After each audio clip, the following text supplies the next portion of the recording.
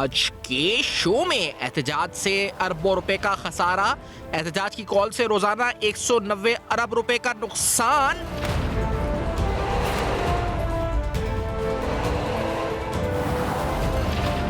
Lockdown और एहतजाज से टैक्स वसूलियों में कमी।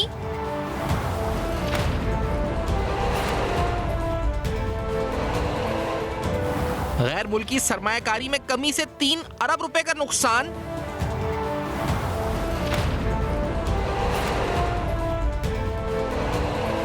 हड़ताल से बरामदात में कमी से रोजाना 26 अरब रुपए का नुकसान।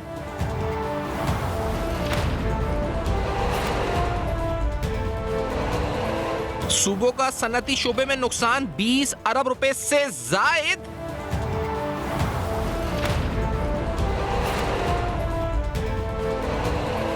एहतजाज से सूबों को रोजाना ज़रई शोबे की मद में 26 अरब रुपए का नुकसान।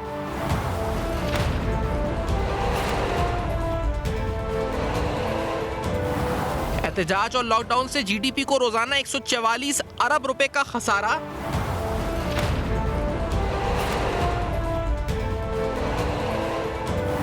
गैर मुल्की शख्सियत की आमद के वक्त एहतजाज से मुल्की साख को भी शदीद धचका।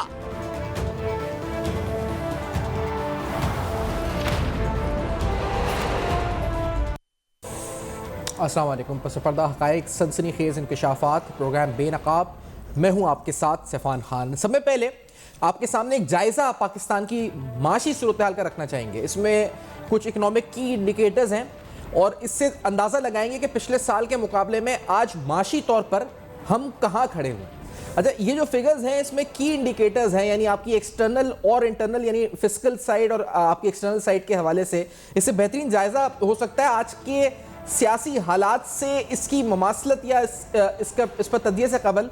ये बड़ा ज़रूरी है कि हम ये अंदाज़ा लगाएं कि पिछले साल जुलाई से अक्टूबर 2023 के क्वार्टर में जो 3 महीने थे और जुलाई से अक्टूबर 2024 इस साल के क्वार्टर की अगर बात की जाए तो हम कहाँ खड़े हुए हैं। माशी तौर पर करंट अकाउंट सरप्लस में हम हैं, इससे पहले डेफिसिट था और 1528 मिलियन डॉलर्स का जो डेफिसिट था वो 218 मिलियन डॉलर्स का सरप्लस बन चुका है। फिस्कल अकाउंट साइड हो, आपका टैक्स टू जीडीपी रेशो हो, ख़ास तौर पर महंगाई हो जो 8.7% पर है जो 28.5% थी। इसी तरह आपका पॉलिसी इंटरेस्ट रेट 15% है जो 22% के करीब था। इसी तरह जो बहुत बड़ी इंडिकेटर आपका जो रुपी डॉलर पैरिटी थी जो तकरीबन 290 था वो 278 हो गया। और exports, remittances, foreign reserves, import coverage और सब में अहम क्रेडिट रेटिंग यानी जो मूडीज की रेटिंग होती है वो CAA2 है जो CAA3 थी। तो ये बताने का मकसद क्या है? ये बताने का मकसद ये है कि हम तारीख के ऐसे दोहराए पर दोबारा आकर खड़े हुए हैं जहां पर हमारी मईशत, हम टेक ऑफ तो नहीं कह सकते लेकिन एटलीस्ट एक रिकवरी, स्लो रिकवरी जो है वो शुरू हो गई है। और ये आफ्टर वेरी डिस्ट्रेस सिचुएशन, अगर पिछले 2 साल की बात की जाए तो बड़े मखदूश माशी हालात के बाद से ये बेहतरी कुछ आना शुरू हुई है। जो इकोनॉमिक इंडिकेटर्स की पिक्चर आपको दिखा रहे हैं उसमें नजर आ रही है।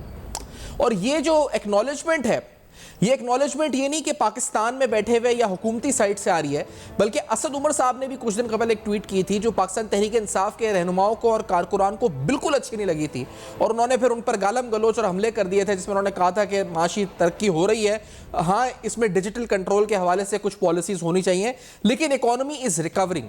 अब आप जहन में ये पिक्चर अपने महफूज रखें कि किस तरह हमारी माशी सूरत हाल बेहतर हो रही है, इकोनॉमिक इंडिकेटर्स क्या कह रहे हैं। और फिर आज बेलारूस के इस आला सतही वफ्द के दौरे की जो आज प्रेस रिलीज है उसको आपके सामने रखते हैं। इस प्रेस रिलीज के मुताबिक पाकिस्तान में बेलारूस के तकरीबन 68 अफराद का जो अरकान पर मुश्तमिल ये वफ्द आ रहा है और जो आ चुका है, मुआहदे भी हो रहे हैं, इस्लामाबाद उनकी आमद हुई है, वज़ीर दाखिला ने उनका इस्तकबाल किया। जो ऑफिशियल प्रेस रिलीज है उसकी स्टेटमेंट आपके सामने रख रहा हूँ। वक्त में बेलारूस के वज़ीर खारजा हैं, वज़ीर तवानाई हैं, वज़ीर सनत हैं, वज़ीर अदल इंसाफ हैं, वज़ीर मवासलात, वज़ीर कुदरती वसाइल, वज़ीर हंगामी हालात और चेयरमैन मिलिट्री इंडस्ट्री कमेटी शामिल हैं।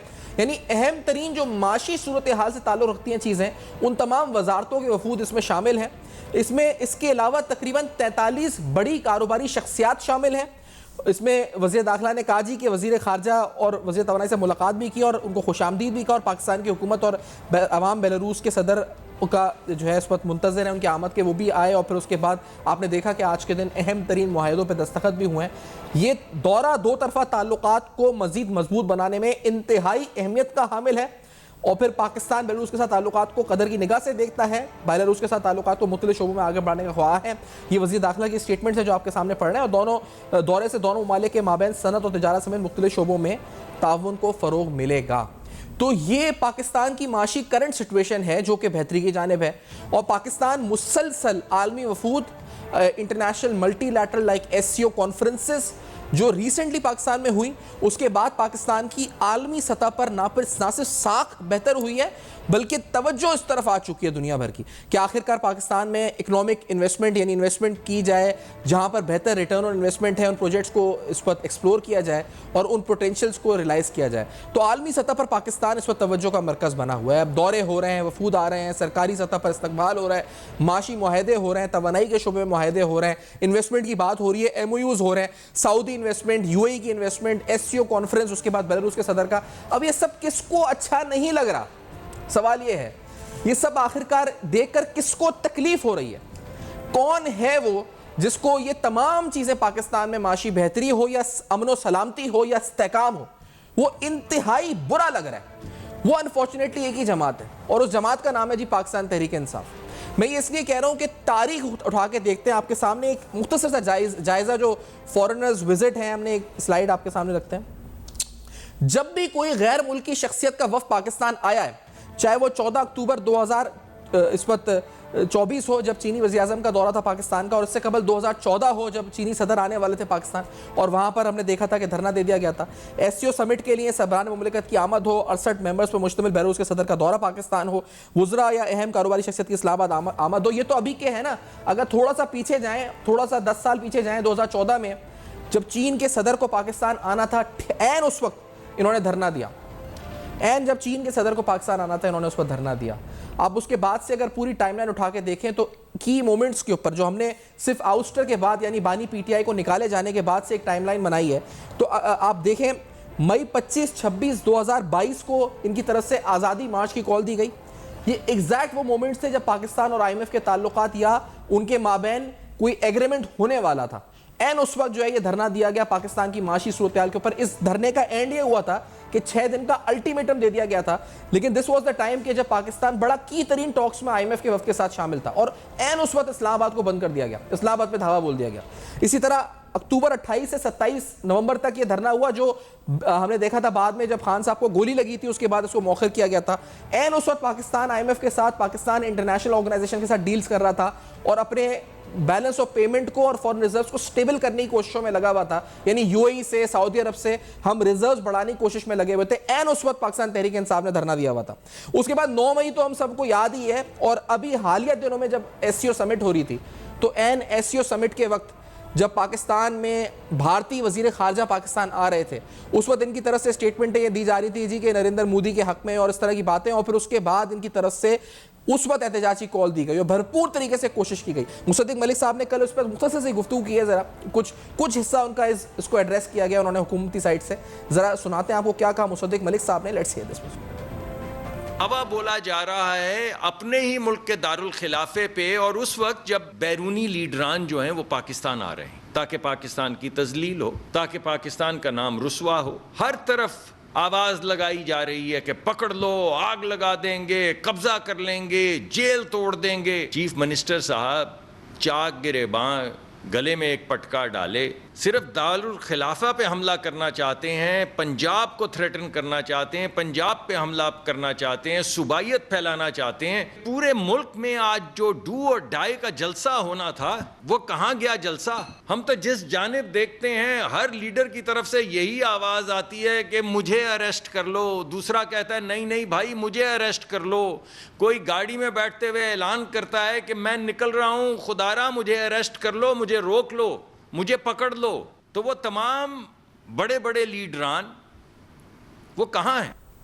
अच्छा, ये तो आपको बताया कि टाइमलाइन क्या रही है कि नहीं। जब आप देखें, चाहे वो मई 24 से 25 तारीख 2022 हो, अक्टूबर 2022 हो, 9 मई 2023 हो, उसके बाद 2024 में होने वाले एहतजाज की कॉल्स हो, लाइक अक्टूबर 2024 जब एससीओ कॉन्फ्रेंस थी, या उससे कबल 2014 में चीनी सदर का यहां आना हो और उस वक्त एहतजाज या धरने की कॉल देना हो, या उसके बाद से लेकर जितनी भी कॉल्स दी गई उन डेट्स के ऊपर सिवाय इनकी गवर्नमेंट के दौरान यानी गवर्नेंस जो इनकी 2018 से 2022 तक थी, उसके अलावा तमाम वो डेट्स हैं जिस पर पाकिस्तान तहरीक इंसाफ ने ऐन उस वक्त एहतजाज किया जब पाकिस्तान की मईशत टेक ऑफ करने लगी है, ऐन उस वक्त एहतजाज किया जब पाकिस्तान आलमी सतह पर कोई मुआहदे करने लगा है, ऐन उस वक्त एहतजाज किया जब पाकिस्तान में कोई इन्वेस्टमेंट डील्स के हवाले से कुछ मैच्योरिटी आने लगी, यानी लोगों के वादे पूरे होने लगे हैं, मैच्योरिटी इन्वेस्टमेंट आने लगी है उन इन्वेस्टमेंट्स की जो बातें वादे की सूरत में एमओयूज की सूरत में होती हैं।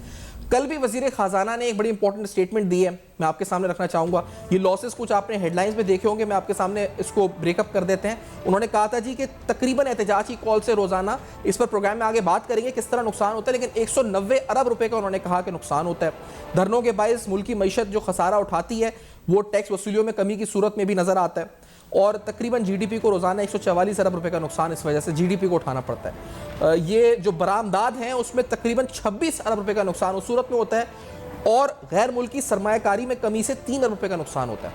एहतजाज से सूबों को होने वाले नुकसान जो प्रोविंशियल सतह पर हैं वो बिल्कुल अलग हैं, और सूबों को रोजाना ज़रई शोबे की मद में 26 अरब रुपए का नुकसान है। सूबों का सनती शोबे में नुकसान तकरीबन 20 अरब रुपए से ज़ायद है। तो ये मजमूई तौर पर माशी नुकसानात हैं जो पाकिस्तान को सफ़र करना पड़ता है। अब बड़ी एक इंपॉर्टेंट बात है जिससे पहले कि हम इस गुफ्तगू को ब्रेक की तरफ लेके जाएं, कि पाकिस्तान तहरीक इंसाफ के मुख्तलिफ अकाउंट जो हैं एक्स पर या फेसबुक पर, वो मुसलसल, क्योंकि पंजाब में इनका शो बिल्कुल फ्लॉप गया है, सिंध और पंजाब से कोई वफ्त नहीं निकला है। इतने लोग तो खवातीन के कपड़ों की सेल के अंदर बाहर निकल आते हैं। पंजाब से इनके बड़े बड़े रहनुमा सेक्रेटरी जनरल सलमान राजा साहब अपनी मोबाइल से खुद सेल्फी वीडियो बना के डाल रहे हैं, कोई अवाम नजर नहीं आती। जरताज गुल साहिबा 15, 20, 25 लोग लेके खैर पख्तूनख्वा में वफ्त निकला है इनका हुकूमती सतह पे।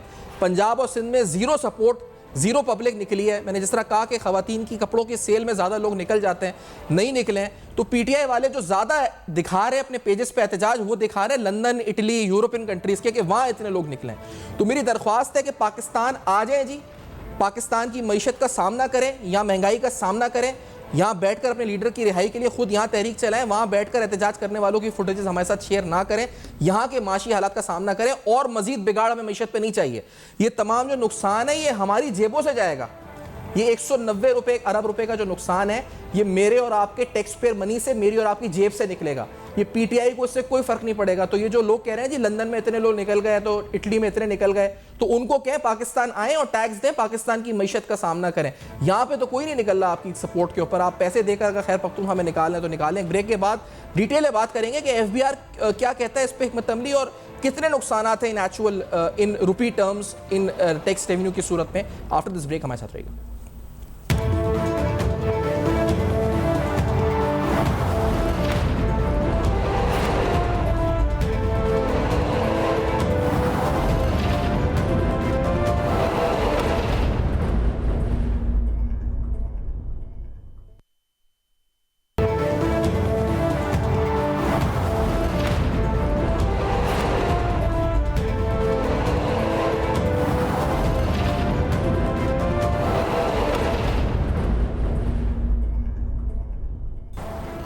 Welcome back. आप देख रहे हैं बेनकाब अहम तरीन सवालात। पाकिस्तान तहरीक इंसाफ का ये धरना, धावा, एहतजाज, मुतालबात, ना कोई क्लैरिटी है, और ऐसे एहतजाज से पाकिस्तान को मजमूई तौर पर नुकसान ही है, जिस पर गुफ्तगू भी हुई। नईम मीर साहब कोऑर्डिनेटर हैं ताजिर स्कीम के एफबीआर के, हमारे साथ प्रोग्राम में मौजूद हैं। ताजिर बरादरी के सीनियर इस पर रहनुमा भी हैं। नईम साहब बहुत शुक्रिया, आपने वक्त दिया, प्रोग्राम में ज्वाइन किया। मीर साहब ये फरमाएं कि जो कल फाइनेंस मिनिस्टर ने फिगर दी थी ये तकरीबन 190 अरब रुपए की है, आपके तखमीना क्या है इस बारे में? क्या ये दुरुस्त अंदाजा होगा माशी नुकसान का इस एहतजाज से?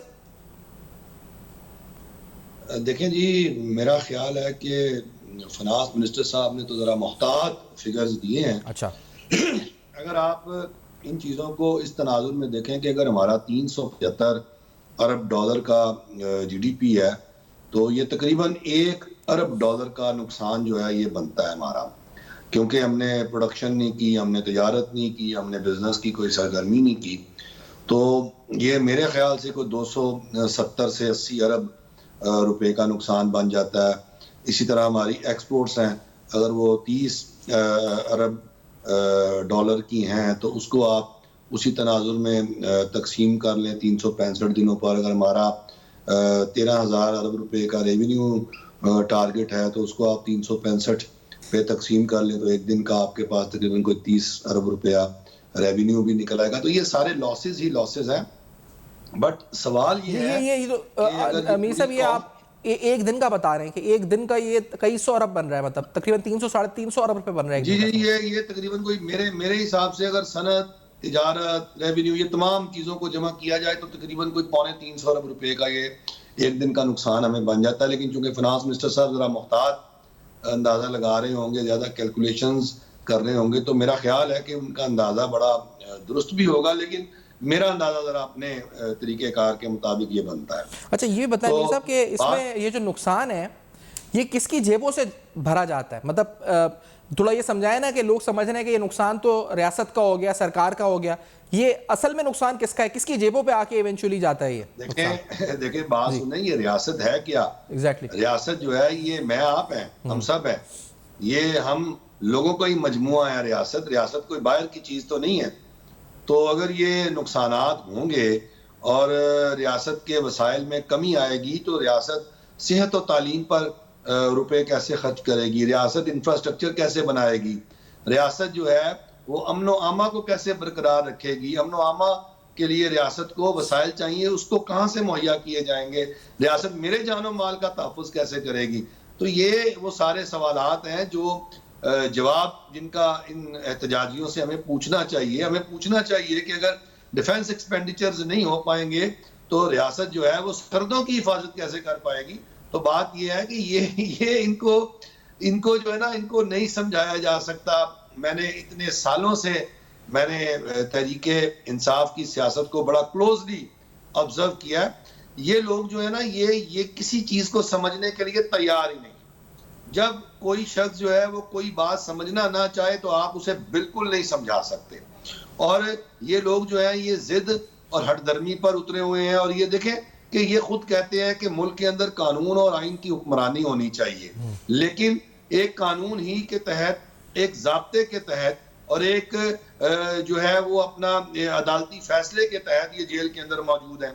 अब अगर ये कानून का खुद एहतराम करते हैं तो ये अपने किरदार और अमल से साबित करें और उसी कानून से रिलीफ मांगे जाके और उसी कानून के तकाजे पूरे करें। और अगर ये बेगुनाह है तो अपनी बेगुनाही कानूनी अदालत में जाकर जो है वो साबित करे। ये तो मुकदमा अपना ले आए हैं अवामी अदालत के पास और अवामी अदालत ने भी आप देखें कि इनके मुकदमे में इनको बुरी तरह मुस्तरद कर दिया है। और आप देख लें कि अवाम जो है ये बताइए कि ये शायद चीज़ें इतनी ज़्यादा सिंपल भी नहीं, क्योंकि पीटीआई के जब हुकूमत में एहतजाज होते थे, यानी टीएलपी का हुआ था, हमें याद है, तो उस वक्त ये सारी फिगर्स पीटीआई के रहनुमा वज़रा खुद टीवी पे आके कोट करते थे कि इतना टैक्स पे नुकसान, इतना एक्सपोर्ट में नुकसान, इतना इंपोर्ट में नुकसान, इतना ये नुकसान, इतना वो नुकसान। तो they know all about it कि ये तो है। अच्छा, इसके अलावा जो नुकसान है, जो बेलारूस के सदर आए हैं, जो इन्वेस्टमेंट पोटेंशियल के हवाले से मुआहदे, एससीओ कॉन्फ्रेंस के हवाले से बातें, वो नुकसान अलग है। इसका मतलब जो हमें मुआहदे होने, जो उसकी अपॉर्चुनिटी कॉस्ट है, अगर नहीं होते, अमन अमान की सूरत हाल की वजह से कोई इन्वेस्टर डिटर हो जाता है, सोचता है नहीं जी ये यहाँ के स्टेबिलिटी नहीं है, वो नुकसान अलग है। मीर साहब देखिए, बात सुने, हमें ये समझना होगा कि हमारी मईशत की तरक्की जो है वो आलमी राब्तों और हमारी कामयाब खारजा पॉलिसी के साथ जुड़ी हुई है। अगर हम आलमी सतह पर तनहा हो जाते हैं तो हम अपनी मईशत को नहीं चला सकते। और हमें आलमी तन्हाई भी इमरान खान और बानी पीटीआई के दौर में नसीब हुई और हमें आलमी रुसवाई भी नसीब हुई। देखें, पाकिस्तान को अगर डिस्क्रेडिटेड रियासत बनाया गया तो वो बानी पीटीआई का ही दौर था, जिसमें आलमी फाइनेंशियल इंस्टीट्यूशंस जो हैं उनके साथ मुआहदात की खिलाफ वर्जी की गई। और बाद अज़ा आप देखें कि जब हुकूमत तब्दील हुई तो नई हुकूमत को कितनी तगदो और कितनी कोशिश करनी पड़ी कि वो आलमी सतह पर अपनी क्रेडिबिलिटी को बहाल कर सकें। चाहे वो घड़ी को बेचने का मामला हो जो सऊदी अरब से मिली, और अभी इनका हालिया बयान जो इनकी मनकूहा जो है उन्होंने दिया सऊदी अरब के हवाले से, आप देखेंगे कितना डिजास्टर्स इनका तरीकेकार है। और साथ ही साथ आप अगर मैं माजी करीब में आपको ले जाऊं तो इनके वज़रा खजाना जो है वो जो सूबाई वजीर खजाना और इनके जो वफाकी वजीर खजाना थे, जो साबका थे, उनकी एक ऑडियो लीक हुई और उसमें वो जो मनसूबाबंदी और साजिश कर रहे थे, IMF को खतूत लिखने की बात हुई और लिखे भी इन्होंने, और कर्ज को रोकने की बात की गई। पाकिस्तान की मईशत को जो है वो उसको तबाह और बर्बाद करने की जो साजिश थी, उसमें ये लोग मुलविस थे।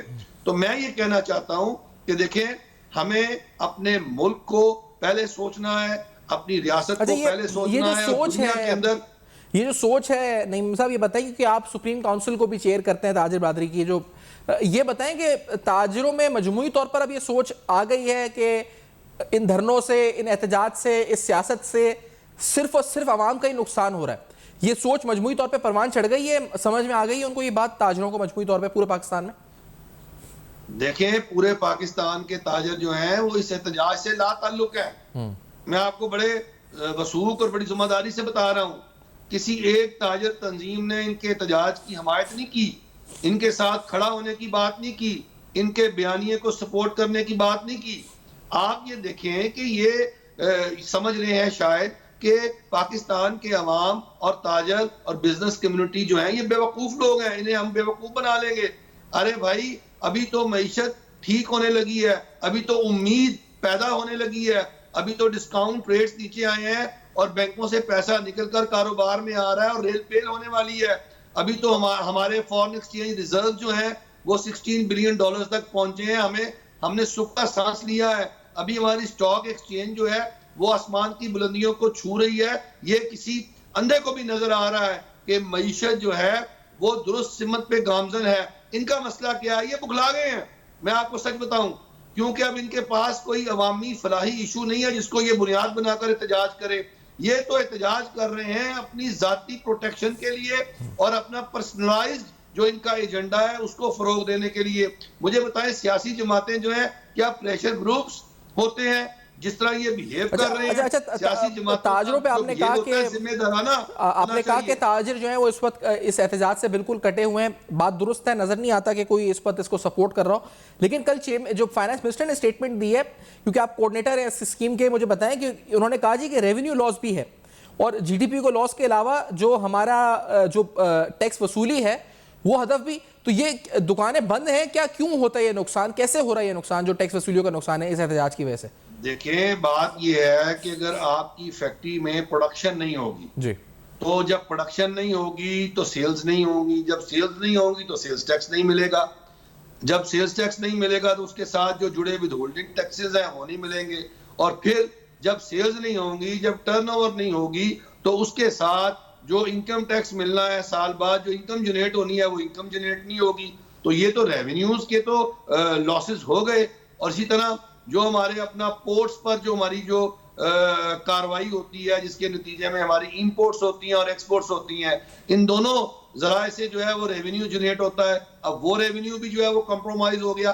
बात ये है कि जो तिजारत है और जो हमारी जो है तिजारत वो जो है वो हॉल्ट हो गई, ग्राहक नहीं आए, कोई बंदा परिंदा जो है वो आ ना सका, हर तरफ तो लॉकडाउन हो गया। इस तरह ई कॉमर्स है वो हमारी बुरी तरह मुतासर हो गई। जब इंटरनेट की बंदिश आ गई, रोक रुकावट आ गई, तो वो जो सौदे और बिजनेस जो इंटरनेट के जरिए हमारा बिजनेस होता है वो रुक गया, हमारे ऑनलाइन बिजनेस से रुक गए।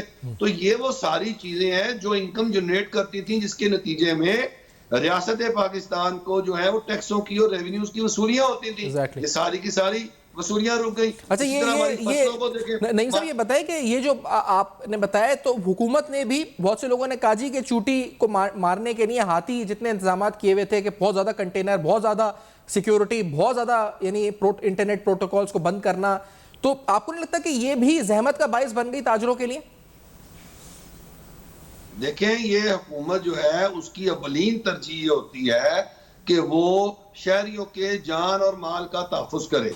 अब मुझे आप एक बात बताएं कि अगर ये हुकूमत मैय्यस ये सारे ना लेती तो ये जो सारे बुलवाइये हैं, ये इंतशारी और फसादिये हैं, ये लोगों की दुकानें लूटते, ये लोगों की दुकानें तोड़ते, नक्शे अमन का बायस बनते, जलाओ करते, घिराव करते, पथराव करते, और इनका ये मंसूबा था कि ये लाशें गिराते। और जब ये लाशें गिराते और ये सारा काम करते और इसमें ही अपने मजमूम मकासद में कामयाब हो जाते, तो पूरे मुल्क को ये है इसकी आग में लपेट लेते। इनका तो मंसूबा ये था, ये कोई सियासी कारकुन थोड़े हैं जो पुरअमन तरीके से एहतजाज करेंगे कानून और आइन के दायरे में रहकर। ये तो सारे के सारे जो हैं मखसूस माइंड सेट के लोग हैं, इनके अंदर फस्तायत है, इनके अंदर आमरीयत है, इनके अंदर फाशिज्म है। अच्छा, अब आपका ये तो मुतालबा चाहते हैं कि किसी कानून नहीं और सब आइन को नहीं मानते। क्या मुतालबा है ताजिर बरादरी का इस वक्त, क्योंकि ये तो बड़े बहुत एस्टॉनिशिंग लॉसेस हैं जो फाइनेंस मिनिस्टर ने बताया कि 144 अरब रुपए जीडीपी का, 190 अरब मजमूई नुकसान है, बरामदात में अलग है, गैर मुल्की सरमायाकारी अलग नुकसान है, सूबों को ज़रई शुबे में 26 अरब का उन्होंने कहा अलग नुकसान है, सनती शुबों में अलग नुकसान है 20 अरब रुपए का। आप तो कह रहे हैं कि ये फिगर बहुत अंडर एस्टिमेटेड है, ये कहीं ज्यादा इसका एस्टिमेट होना चाहिए according to the GDP in dollar terms. तो ये बताएं मुतालबा फिर आप लोगों का क्या है, ताजिर बरादरी क्या चाहती है हुकूमत से, क्या किस तरह डील किया जाए? ताजिर बरादरी जो है वो इस मसले का वंस फॉर ऑल हल चाहती है, और हमें जो इसका हल नजर आ रहा है वो ये है कि बानी पीटीआई को तो अंदर रखना ही रखना है, जो इनके साथी जो बाहर दंदना रहे हैं इनको भी अंदर किया जाए। अच्छा, इन पर गिरफ्त की जाए, रियासत जो है वो अपनी रिट को जो है वो कायम करे और इनको कानून और आइन का ताबिया करे, और अगर ये कानून और आइन के सामने सरेंडर करें तो तब इनके साथ कोई बातचीत हो। अगर ये अपने आप को मावराए आइन और कानून समझकर कोई भी हिकमत अमली इख्तियार करते हैं तो उसे दहशत गर्दी करार दिया जाए और इनके साथ वैसे निपटा जाए जैसे रियासत दहशत गर्दों के साथ निपटती है, क्योंकि मैं इनको सियासी कारकुन नहीं समझता जो मेरे मुल्क की तबाही और बर्बादी का सबब बने, जो मईशत की तबाही और बर्बादी का सबब बने, जो छोटे ताजर उसकी जो है रोजी रोटी के दुश्मन बन जाए। हमें ऐसे सियासी कारकुन नहीं चाहिए, हमें ऐसे सियासी रहनुमा नहीं चाहिए, ना हमें ऐसी सियासत करनी है। हम सिर्फ एक मुतालबा करते हैं कि इनको सजा दी जाए, सजा दी जाए और सजा दी जाए। सही। और आज क्योंकि ये बता दीजिए कि मैं तो सिंध के हालात देखे कि यहाँ पर गिनती के लोग भी मुझे कहीं नजर नहीं आए, कराची में कोई नजर नहीं आया निकलते हुए, ना सिंध के दीगर शहरों में कोई इक्का दुक्का कहीं सुना भी हो तो नहीं मिला, बड़ा ढूंढने से भी मुश्किल से मिले। तो पंजाब में भी यही तकरीबन रही नहीं मीर साहब सूरत हाल? जी, पंजाब में तो खैर इससे भी कहीं ज्यादा इनकी सूरत हाल खराब है, लेकिन मैं ये समझता हूँ कि अगर ये नहीं भी निकले और अगर कहीं ये छुपे हुए हैं तो इनके जो इनकी पनाहगाहों को भी जो है वो अनर्थ किया जाए और वहां जाकर कार्रवाई की जाए और इनको वहां से बरामद किया जाए और इनके साथ जो है वो सलूक किया जाए जो ये आज रियासत के साथ कर रहे हैं। रियासत को इनके साथ 0% जो है वो टॉलरेंस करना होगी, बिकॉज ये लोग जो है ये किसी सूरत भी काबिल एतमाद नहीं। ये अपना तहरीरी मुआहदे करते हैं और तहरीरी मुआहदे करने के बाद भी ये जो है वो उन मुआहदों की पासदारी नहीं करते। ये कोर्ट्स में जाकर जमानतें देते हैं कि हम यूं नहीं करेंगे, यूं नहीं करेंगे, यूं नहीं करेंगे, और फिर जाकर ये वही करते हैं जो इनका फाशिस्ट ज़हन कह रहा होता है। देखें, ये अगर धरना दे के इस्लामाबाद के अंदर बैठ जाएंगे, मुझे एक बात बताएं, और ये इकट्ठा होंगे तो इनको उठाएगा कौन वहां से जाके? क्या वहां पर फिर क्या लाशें जो है वो गिराना पड़ेंगी? और फिर ये इस्लामाबाद पाकिस्तान का जो कैपिटल है और साथ जुड़वा जो शहर है रावलपिंडी, उन दोनों शहरों को ये मुअत्तल करके रख देते हैं, शहरी जिंदगी को तबाह बर्बाद करके ये रख देंगे। और फिर क्या इनकी गारंटी है कि जी ये जो है वो किसी मुआहदे की पासदारी करेंगे? पहली बात यह कि एहतजाज हो क्यों रहा है? सबसे पहले तो मुझे ये बताया जाए इनके अहदाफ क्या है, इनके मुतालबात क्या है? इनके सारे के सारे मुतालबात गैर कानूनी और गैर आईनी है। ये ध्वंस है, जबरदस्ती है। ठीक है, ताजिर बरादरी का मुतालबा है जी कि क्रैक डाउन किया जाए। नहीं, मीर साहब जो इसको सुप्रीम काउंसिल को हेड भी करते हैं, ताजिर बरादरी के चेयरमैन भी हैं और FBR की ताजिर स्कीम के इस वक्त कोऑर्डिनेटर भी हैं, उनकी तरफ से उन्होंने बताया कितने नुकसानात मजमूई तौर पर हो रहे हैं पाकिस्तान की मईशत को इस एहतजाज, सो कॉल्ड एहतजाज की वजह से, जिसमें अभी तक यही नहीं क्लियर कि ये 26वीं आईनी तरमीम के लिए जो उन्होंने लिखा था कि 26वीं आईनी तरमीम ख़त्म हो जाए, इलेक्शन 47 जो फॉर्म था वो ये हो जाए, या जो अंडर ट्रायल प्रिजनर्स जो बगैर ट्रायल के जेलों में उनको बाहर आ जाए। लेकिन मुतालबा तो कुछ और सामने है। एक ब्रेक के बाद हम समराइज करेंगे हमारे साथ।